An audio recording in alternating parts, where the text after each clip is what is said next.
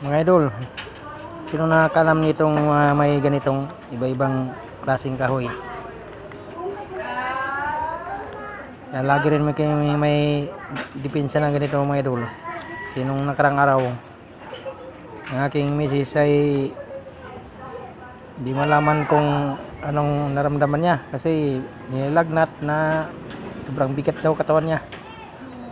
Kasi galing siya nambunan. May okasyon kasi dito sa kapitbayan namin na ambunan siya ang kinagabihan. Yun na, karamdam na siya ng hindi magandang parang nilalagnat. Tapos kinabukasan, hirap siya makabangon. Naisipan ko yung ganito, nilaga to, pinakuluan. 2 inuman lang, gumaling na siya dito. Magaling din to mga idol to. Iba-ibang klaseng to. Nabibili ko ito mga idol sa Quiapo.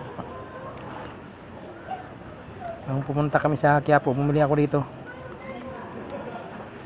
Kaya lagi kong may depensa ng ganito mga idol kasi nung bagong panganak ang aking misis ay iwas binat. Pag